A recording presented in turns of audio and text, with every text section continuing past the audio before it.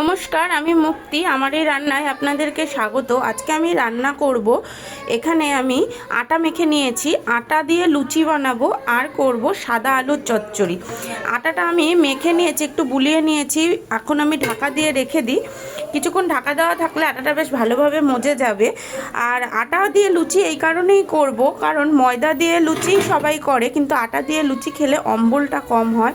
আর আমাদের ঘরে সবাই আটা দিয়েই খেতে ভালোবাসে, তাই আমি আটা দিয়ে লুচি করব আর করব সাদা আলুর চচ্চড়ি। আটাটা মেখে রাখলাম, এবার চলুন আলুটাও কেটে নেওয়া যাক।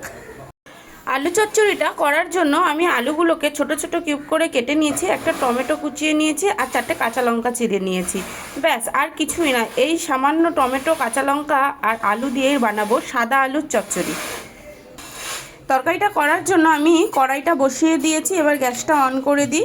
আর ওদিকে তো আটাটাকে মেখেই রেখেছি, আটাটা ততক্ষণ একটু মজছে, ততক্ষণ আমি এই তরকারিটা করে নিই। কড়াইটা গরম হয়ে গেছে, এবার আমি এতে একটু সর্ষের তেল দিয়ে দিই।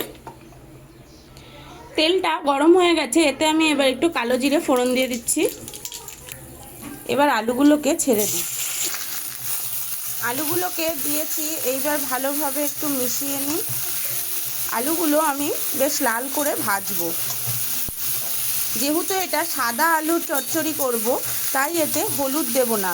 এখন আমি এই আলুটা মজার জন্য একটু নুন দিয়ে দিই, যাতে নুনগুলো আলুর ভেতরে ভালোভাবে ঢুকে যায়।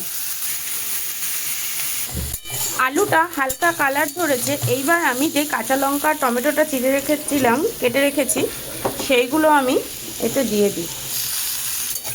এবার একসাথে এইগুলোকে একটু ভাজা ভাজা করব। এই আলু চচ্চড়িটায় আমি মশলা কিছুই দেব না, দেওয়ার মধ্যে শুধু ছোট্ট 1 চামচের জিরের গুঁড়ো দেব। এই ছোট 1 চামচ জিরের গুঁড়ো এতে দিচ্ছি গন্ধটা বেরানোর জন্য।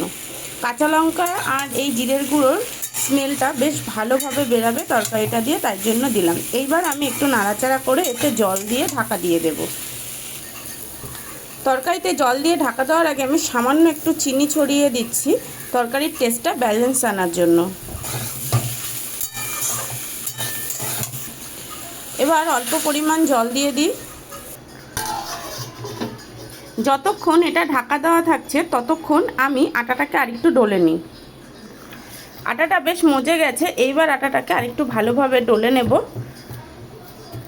এখানে তরকারিটা ফুটছে, আমি ততক্ষণ এখানে একটা কড়াই বসিয়ে দিয়েছি, লুচিটাও ভেজে নেব। তাহলে একই সাথে দুটো কাজও হয়ে যাবে আর সময়টাও কম লাগবে।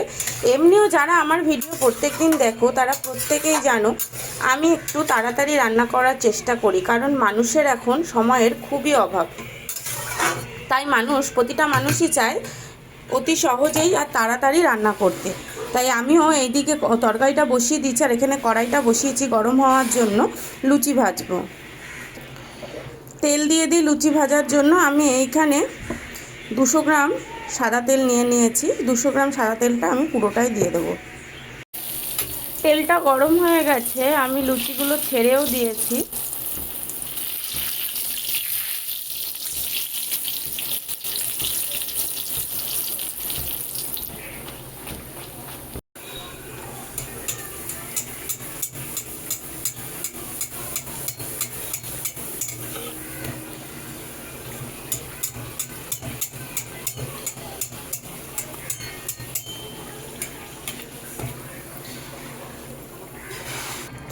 এইদিকে তরকারিটাও হয়ে এসেছে আর লুচিও ভাজা হয়ে যাচ্ছে।